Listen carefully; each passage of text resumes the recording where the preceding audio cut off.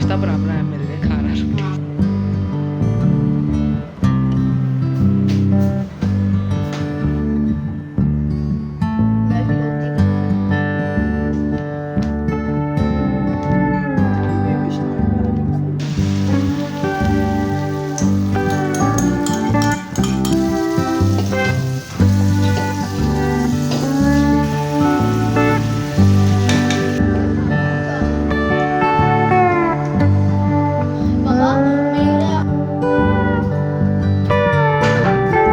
अस्सलामुअलैकुम, welcome again to my channel. Hopes हो कि इंशाल्लाह अल्लाह के फजलो करम से आप सब ठीक ठाक होंगे।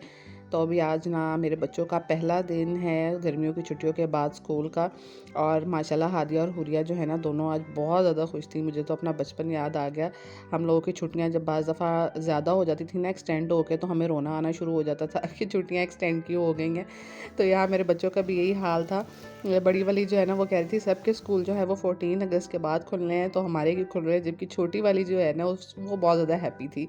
और आज माशाल्लाह इन दोनों ने ना 1 घंटा पहले से तैयार होना शुरू कर दिया था। और आज स्कूल के पहले दिन ही ना इतनी ज़्यादा हबस हुआ था ना, सुबह सुबह के वक्त ही इतनी गर्मी थी किचन में। हालांकि सुबह के टाइम थोड़ा सा मौसम बेहतर होता है, लेकिन आज बहुत ज़्यादा गर्मी थी। तो मैंने ना यहाँ पे चिकन स्ट्रेट कर लिया था थोड़ा सा बॉयल करके, और मैंने कहा लंच में ना इनको ब्रेड के सैंडविचेस बना के दे देती हूँ। तो मैंने एक अंडा इसके अंदर शामिल किया था बॉयल करके, और मेयोनीज डाल लिया था, और थोड़ा सा ये मैंने जो ऑमलेट के अंदर काट के रखा था ना इनके लिए प्याज और टमाटर, वो भी मैंने थोड़ा सा इसमें शामिल कर दिया था। तो मैंने साथ ही इसके अंदर थोड़ी सी ब्लैक पेपर डाल दी थी, और हल्का सा नमक डाल के ना इनको अच्छे से मिक्स कर लूँगी। एक तो एक बहुत लाइट होते हैं, और दूसरा ये है कि जिस कदर हब्स और गर्मी वगैरह पड़ रही है ना, तो कोशिश मेरी यही होती है कि इनको जो है ना वो कोई तवे के ऊपर गर्म करके चीज़ ना दूँ, वैसे ही वो ठंडी हो जानी होती है। और तो इस तरह के ज़रा सैंडविचेस लाइट भी रहते हैं, और इनको ना मैं गर्म नहीं करूँगी, बस इसी तरीके से जो है मैं इनको कट करके दे दूँगी। हादिया और हुरिया माशाल्लाह जब दोनों स्कूल जाती हैं ना, तो ये दोनों मेरे पास आके ना सुबह सुबह ये बड़ी एक्साइटेड और इंटरेस्टेड होती हैं कि मम्मा आज जो है वो हमें नाश्ते में क्या बना के देंगी, और साथ में ना हमें लंच में क्या देंगी। तो जब इनका मनपसंद का लंच और नाश्ता होता है ना, तो बहुत ज़्यादा खुश होती हैं, और इतनी मतलब हैप्पी हो जाती है ना। मैं कहती हूँ कि तुम लोगों से कंट्रोल नहीं हो रहा है, ऐसा करो लंच भी अभी कर लो बैठ के। तो मैं इनको बता रही थी कि जब हम छोटे होते थे ना, तो हमें इतनी वैरायटी ऑफ लंच नहीं मिलती थी। हमें जो है वो घर का बना हुआ सालन और रोटी ज़्यादातर मिलती थी लंच में, और फिर ना हम इतने उकता जाते थे कि हम मम्मी से कहते थे आप रहने दें लंच ना, घर आके भी हमने वही रोटी सालन खाना है, और वहाँ पे भी अब लंच में भी रोटी सालन लेके जाएं। तो हम लोग ना फिर घर आके खाते होते थे, और लंच अक्सर ही हम लोग नहीं लेके जाते थे।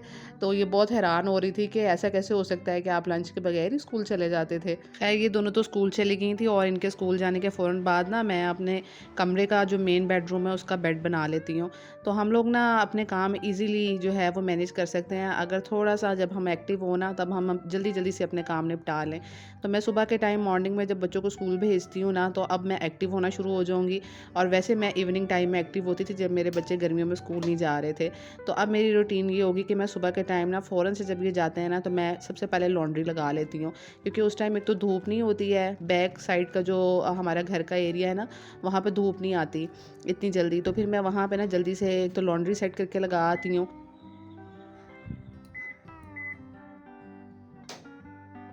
कपड़े यहाँ पे खुद ब खुद धुल जाएंगे, और उतनी देर में अपने कमरे का जो है ना वो झाड़ पूंछ कर लूँगी।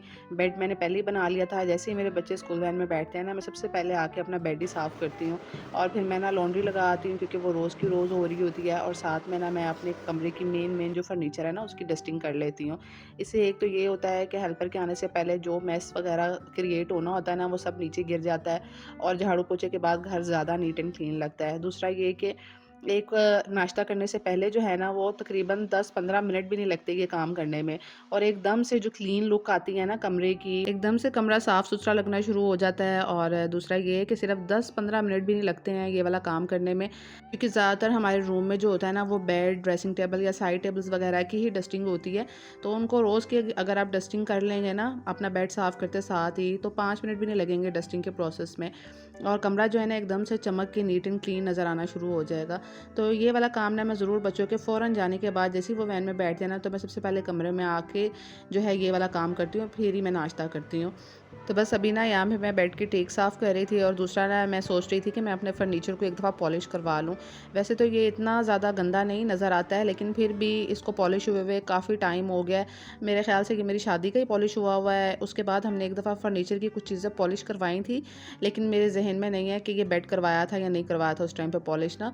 तो अब मेरा इरादा है कि मैं इसको पॉलिश करवा लूँ, और साथ ही साथ लगते हाथ ना मैंने फिर कमरे के दरवाज़े भी साफ़ कर लिए थे, क्योंकि इनको भी साथ-साथ हाथ लगता रहे ना तो ये साफ़ सुथरे रहते हैं। इनको मैं रोज़ साफ़ नहीं करती हूँ, लेकिन जब इस तरह मैं ज़्यादा एनर्जेटिक फ़ील कर रही हूँ ना, या मेरे पास थोड़ा-सा टाइम ज़्यादा हो, तो मैं 3-4 मिनट इन पे भी लगा लेती हूँ। हमारे नीचे वाले पोर्शन में सिर्फ़ जो है वो कमरों के 2 दरवाज़े हैं, और बाकी दरवाज़े भी हैं, लेकिन कमरों के दरवाज़े ना मैं डस्टिंग कमरों की करते साथ-साथ फर्नीचर की ना इनके ऊपर भी हाथ मार देती हूँ, फिर ये अच्छे से नीट क्लीन हो जाते हैं। तो सारे घर के कामों को ना मैंने अलग-अलग से डिवाइड करके रखा हुआ है। किचन की जब मैं क्लीनिंग करती हूँ ना, तो उसका दरवाज़ा मैं लगे हाथ उसी के साथ साफ़ कर देती हूँ, और बाहर के मेन दरवाज़े जो है ना, वो भी मैं हफ़्ते में 1 से 2 दफ़ा लाज़मी साफ़ कर लेती हूँ। इससे ना इतना ज़्यादा टाइम भी नहीं लगता, बर्डन भी नहीं बनता ज़हन के ऊपर के सारे घर के दरवाज़े, खिड़कियाँ, फर्नीचर साफ़ करने वाला है। अभी यहाँ ना मैं ऊपर वाले रूम में आई थी, और ये हमारे ऊपर वाले फ्लोर पे है, यहाँ पे टाइलिंग नहीं हुई हुई, तो इसको हम ना as a store room use कर रहे हैं। यहाँ पे पेटी और बिस्तरे वगैरह रखे हुए हैं, और जो फ़ालतू चीज़ें हैं ना, जैसे चारपी हो गई या ट्रंक वगैरह हो गए, तो वो यहाँ पे रखे हुए हैं। तो ये कमरा इतना गंदा हुआ हुआ था, क्योंकि इसकी ना विंडो खुली रह गई थी, जिसकी वजह से ना इसके अंदर इतनी ज़्यादा मिट्टी आ गई हुई थी ना कोई, कि ये सारा फ़र्श ना धोना पड़ा। तो मुझे कह रही थी कि बाजी मैं मॉप लगा देती हूँ। मैंने कहा कि नहीं ना, तुम इसे धो दो, क्योंकि मॉप से कितनी देर खपती रहोगी। क्योंकि ये फ़र्श पे टाइलिंग भी नहीं हुई हुई है, और अगर वो इसके ऊपर मॉप लगाती ना, तो वो अच्छे से लगनी भी नहीं थी। तो फिर उसने ना सारा यहाँ से फ़र्श क्लीन किया धो के, और ना फिर ये इतना प्यारा नीट क्लीन फ़र्श हो गया था, और मैंने ना विंडो भी बंद कर दी थी। मैंने कहा विंडो खुली रहने दूँगी ना, तो फिर से मट्टी आएगी अंदर, सारी चीज़ों के ऊपर जो है ना वो मट्टी पड़ेगी। जितनी विंडोज़ खुली रहे ना, उतनी ज़्यादा मट्टी अंदर आती है, और फिर जब आंधी एकदम से आ जाए ना, तो फिर ऊपर वाले कमरे में जाना भी नहीं होता कि फटाफट से भाग के जो है मैं विंडो बंद करूँ। तो यहाँ पे ना अभी बच्चों के आने का टाइम हो गया था, और 1.5 घंटा लग जाता है किचन में कुकिंग करते हुए भी, क्योंकि करेले वगैरह बनाने थे, और ना कुछ बर्तन भी पड़े हुए थे। तो मैं अक्सर जो है जब किचन में खाना बनाऊँ ना, तो फिर मैं साथ ही बर्तन धो लेती हूँ। तो इस तरह जो है ना वो काम बड़े अच्छे से मैनेज हो जाता है। अलग-अलग कामों को करके करो ना, तो फिर बहुत टाइम टेकिंग काम हो जाता है। तो मैं किचन में जब भी खाना बनाने आऊँ ना, साथ-साथ बर्तन भी धोती जाती हूँ, किचन भी क्लीन करती जाती हूँ, और हंडिया भी बन जाती है। तो यहाँ पे ना मैंने बनाने थे करेले, तो थोड़ा-सा चिकन पड़ा हुआ था, तो मैंने सोचा कि थोड़ा-सा चिकन ना इसमें डाल देती हूँ, और चिकन का जायका आ जाएगा। बच्चे मेरे खुश हो जाएँगे, क्योंकि मेरे बच्चे और जो मियाँ है ना, वो चिकन के बगैर तो पता नहीं कैसे गुज़ारा कर लेते हैं, क्योंकि ना मेरे मियाँ को और मेरे जो है ना बच्चे, इनको चिकन बहुत ही ज़्यादा पसंद है। तो सब्ज़ियों के अंदर बहुत ज़्यादा पसंद है, सब्ज़ियाँ बगैर चिकन के इनको गुज़रती ही नहीं है।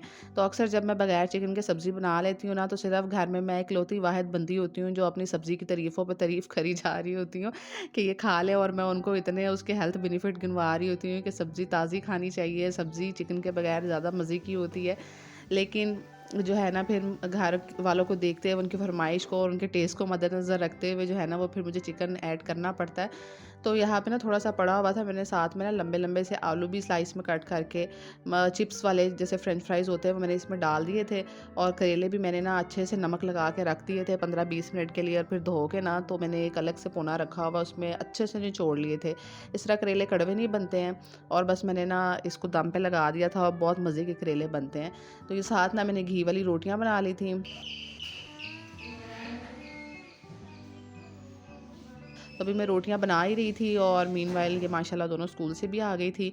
तो साथ जो है ना वो मैंने ना दूध की ठंडी सी नमकीन लस्सी भी बना ली थी, क्योंकि करेले बने हों और साथ में नमकीन लस्सी हो और घी वाली रोटियाँ हो ना, हल्का-हल्का से घी लगा हो, पतली-पतली सी रोटियाँ हो, तो फिर मेरे बच्चे बहुत खुश हो जाते हैं, और बहुत शौक से एंजॉय करके करेले खा लेते हैं, और इनको गुज़र जाते हैं एक टाइम पे ना। लेकिन मेरी कोशिश होती है कि हमारे घर में ना हर सब्ज़ी पके, और हर सब्ज़ी मेरे बच्चे जो है ना वो खाएँ ज़रूर जिस टाइम पे ताज़ी पकी हो। तो ख़ैर जनाब, यहीं पे आज के व्लॉग को ख़त्म करते हैं। यहाँ पे हम अपना लंच करेंगे, और आप लाइक और कमेंट करना मत भूलना।